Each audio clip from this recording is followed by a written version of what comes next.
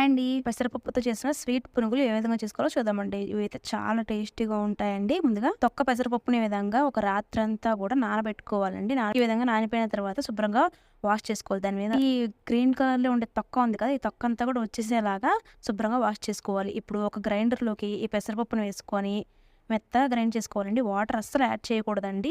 Water ఎయకుండా ఈ విధంగా మెత్తగా గ్రైండ్ చేసుకున్న తర్వాత రుచికి సరిపడా సాల్ట్ వేసుకొని ఒకసారి బాగా కలుపుకొని పక్కన పెట్టుకోవాలి. ఇప్పుడు స్టవ్ మీద గిన్నె పెట్టుకొని కేజీ పెసరపప్పుగా కేజీ పంచదార వేసుకొని ఒక 2 లీటర్ల వాటర్‌ని వేసుకొని ఈ చక్కెర అంతా కూడా కరిగిపోయేంత వరకు కూడా ఈ విధంగా మరిగించుకొని పక్కన పెట్టుకోవాలి. ఇప్పుడు స్టవ్ మీద కడాయి పెట్టుకొని అందులో ఆయిల్ వేసుకొని ఆయిల్ అంతా కూడా హీట్ అయిన తర్వాత రుబ్బిన పెసరపప్పు ఉంది కదండీ! ఈ పెసరపప్పును చిన్న చిన్న పునుగుల్లాగా వేసుకోవాలి. ఈ పునుగులన్నీ కూడా లైట్ గోల్డెన్ షేడ్ వచ్చేసిన తర్వాత పక్కకు తీసేసుకొని ముందుగా మనం షుగర్ వాటర్ ప్రిపేర్ చేసుకున్నాం కదా! ఈ షుగర్ వాటర్‌లోకి ఈ పునుగులన్నింటిని కూడా వేసేసి ఒక 10 నిమిషాల పాటు నాననివ్వాలి. అంతేనండి, టేస్టీ అయిన పెసరపప్పు స్వీట్ పునుగులు రెడీ అయిపోయాయండి. ఇవైతే చాలా టేస్టీగా ఉంటాయి. చెప్పాలంటే గులాబ్ జామున్‌లా ఉంటాయన్నమాట. మీరు కూడా తప్పకుండా ట్రై చేసి ఎలా